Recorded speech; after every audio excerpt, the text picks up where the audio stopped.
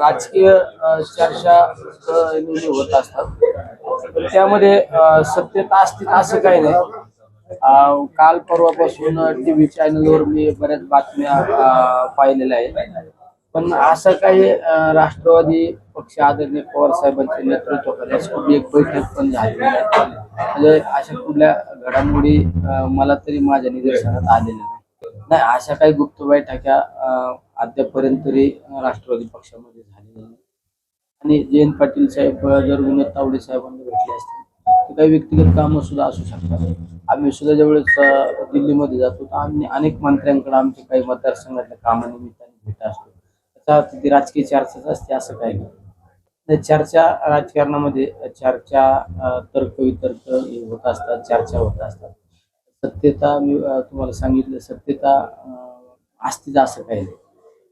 तुमचं व्यक्तिगत मत काय आहे कशाबद्दल? जाण्याबद्दल? नाही, माझं व्यक्तिगत मत काय आहे यापेक्षा मी ज्या नेतृत्वाखाली काम करतो ते म्हणजे आमचे आदरणीय पवार साहेब असो, संसदेच्या आमच्या आदरणीय सुप्रियाताई असो, किंवा आमचे प्रांताध्यक्ष शशिकांत शिंदे साहेब असो, किंवा जयंत पाटील साहेब असो, हे सिनियर व्यक्तिमत्व आहे. आणि सगळ्यात महत्व आमचं जेवढं वय नाही त्यापेक्षा जास्त राजकीय अनुभव असणारी ही सगळी मंडळी. पवार साहेबांना तर संसदीय कारकिर्दीला 60 वर्षापेक्षा जास्त झालेली आहे. त्यामुळं त्यांचा जो निर्णय असतो तो खऱ्या अर्थाने समाजाच्या हिताचा असतो. सगळ्या बाजूंचा विचार करून ते नेतृत्व निर्णय घेत असतात. त्यामुळं आपण आपल्या नेतृत्वावर विश्वास ठेवणं सगळ्यात महत्वाचं असतं.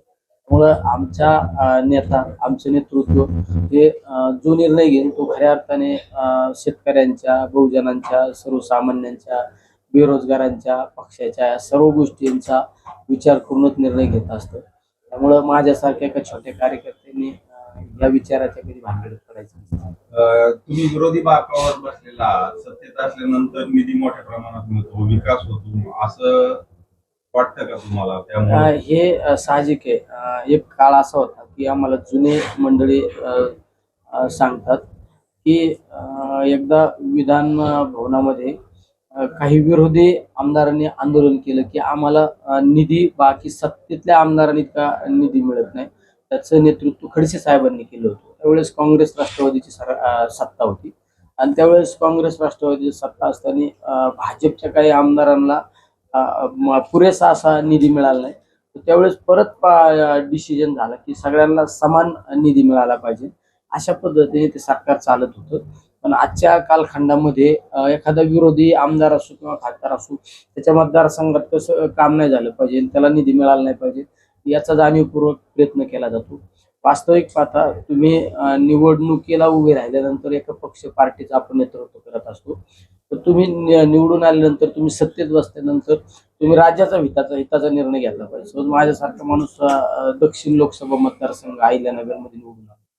पण तुम्ही मतदार राज्याचा विचार करत असताना, देशाचा विचार करत असताना सगळ्या मतदारसंघाला समान न्याय मिळाला पाहिजे. शेवट आम्ही त्या संसदेत बसतो, आमदार लोक विधान भवनामध्ये बसतात. तर प्रत्येकाला समान निधी मिळाला पाहिजे. कारण तो मतदार हा आपला असतो. तो नागरिक हा देशाचा आपला नागरिक असतो. पण या ठिकाणी अशा काही गोष्टी होत नाही. त्याचा एक खऱ्या अर्थाने जनतेमध्ये एक आक्रोश आहे.